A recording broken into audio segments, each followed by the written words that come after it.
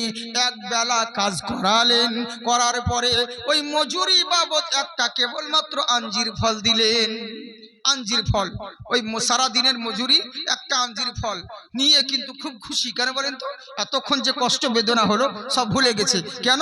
যেহেতু যাকগে আমারকে অনেক দিন ধরে বিবাহ হয়েছে, স্ত্রী ফাতিমাতুজ জোহরা কোনোদিন তো কিছু চাই নাই, আজকে যখন একটা আঞ্জির ফল চেয়েছে এটা তো খুবই ভালো, তাকে তো খুশি করতে পারবো, তার মনে তো মুখে হাসি ফোটাতে পারবো।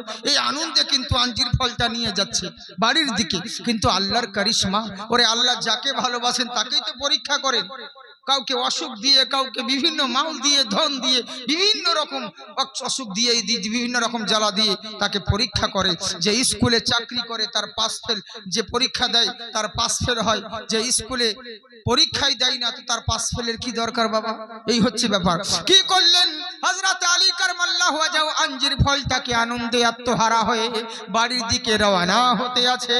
আল্লাহর কারিশমা, সামনে একটা সাইল চলে এলো। ফকির এসে বলে, আলী গো, আমি 3 দিন ধরে অনাহারে রয়েছি বাবা, আমি কিছু খাই নাই গো, তুমি যদি একটু আমাকে একটু খাবার দিতে পারতে আমি বড় উপকৃত হতাম। যেমন এই কথা বলা সঙ্গে সঙ্গে হযরত আলী কাররামাল্লাহু ওয়াজহু উনি চিন্তায় পড়ে গেলেন, কি করব? অনেক দিন বিবাহ হয়েছে, মা ফাতিমাতুজ জোহরা আমার স্ত্রী অসুস্থ রয়েছে, মৃত শয্যায় পড়ে রয়েছে, জর্জরিত অবস্থায়। কি করব? তাকে খুশি করব না ফকিরকে দান করে দিব? চিন্তায় পড়ে গেলেন কি করব। এখনো সময় কোরআনের কথা মনে পড়ল। নবী বলেছেন, ওয়া আম্মাস সাইলা ফালা তানহার, তোমার সামনে যদি কোনো সাইল চলে আসে, কোনো ফকির চলে আসে, তোমার কাউকে কোনোদিন খালি হাতে ফেরত দিও না, যেটা আছে সম্ভব অনুযায়ী দান করো।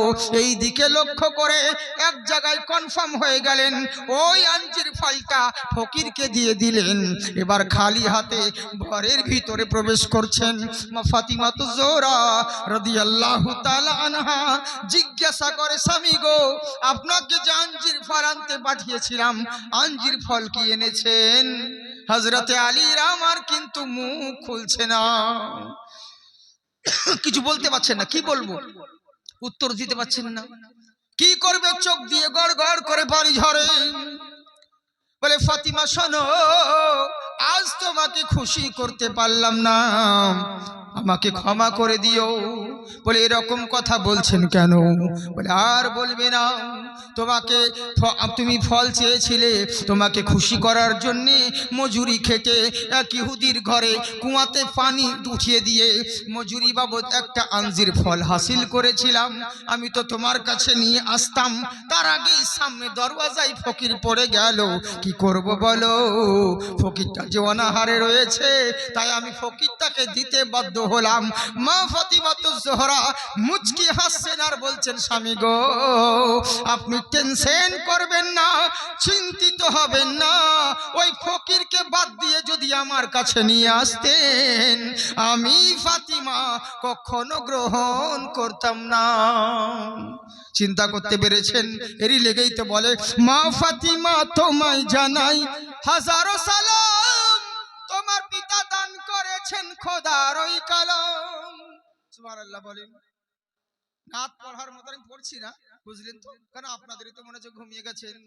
এবার আপনাদের ঘুম ছাড়াতে আসছে মাহিন্দ্রা ট্রাক্টর, চিন্তার কোনো কারণ নেই, বুঝলেন? হ্যাঁ হ্যাঁ, যাক। আমি আজকে আপনাদেরকে অন্য রকম বলছি, কেন বলেন তো? দুই বক্তাতে একই রকম ভাবে বক্তব্য দিলে হবে না, এই জন্য এক একজনের এক এক রকম কাজ। হ্যাঁ, ইনশাআল্লাহ যাকে যে রকম ইলম দিয়েছেন সে তার ইলম মোতাবেক দিনের খিদমত করে। কিন্তু প্রত্যেক ওলামাগণ হচ্ছেন শের, আর সবাই হচ্ছেন ফুল, এক একটা ফুলের এক একটা খুশবু। যাই হোক, মুহাব্বতে জোরে বলে সুবহানাল্লাহ।